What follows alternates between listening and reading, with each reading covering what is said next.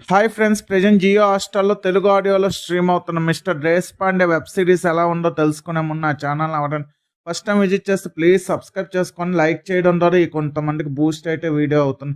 ఇదొక crime investigation thriller జోనర్‌లో వచ్చిన series అనమాట. ఫ్యామిలీని అయితే స్కిప్ చేయండి, సింగిల్‌గానే చూడండి. నాకైతే ఈ సిరీస్ ఓకే అనిపించింది.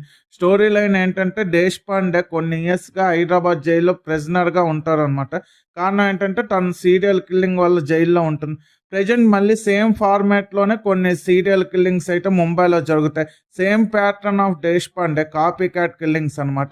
అలా సిట్యుయేషన్‌లో బొంబై పోలీసులు ఆల్రెడీ జైల్‌లో ఉన్న దేశ్ పాండే ఏమైనా ఇన్వెస్టిగేషన్‌లో హెల్ప్ అవుతుందనే పాయింట్‌తో స్టార్ట్ అయ్యి ఓవరాల్‌గా దేశ్ పాండే కిల్లర్‌ని పట్టుకుందా లేదా సీరియల్ కిల్లర్ కంటిన్యూ అయ్యాడా దేశ్ పాండే రిలీజ్ అయిన తర్వాత కూడా అనేది రిమైనింగ్ స్టోరీ అనమాట.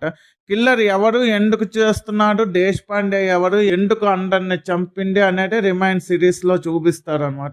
ఈ సీజన్ చూసేటప్పుడు స్టార్టింగ్లో కొంచెం కన్ఫ్యూజ్ అవుతాం అనమాట. Back and front forward screen play వల్ల కొంతమంది స్టార్టింగ్ ఫస్ట్ 2 ఎపిసోడ్స్ కొంచెం కన్ఫ్యూజింగ్గా ఉంటాయి. సిరీస్ కంప్లీట్ అవుతున్న కొద్దీ, ఎపిసోడ్స్ కంప్లీట్ అవుతున్న కొద్దీ ఒక క్లారిటీ వచ్చిందన్నమాట.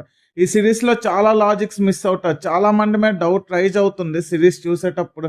ఎవరు ఎందుకు అనే పాయింట్ గెస్ చేయడం కష్టమే. ప్రతి ఎపిసోడ్లో నెక్స్ట్ ఎపిసోడ్కి క్లిఫ్ హ్యాంగర్ కూడా బాగుంది. కొన్ని ట్విస్ట్ కానీ అన్ఎక్స్పెక్టెడ్గా అన్ప్రెడిక్టబుల్గా ఉంటుంది.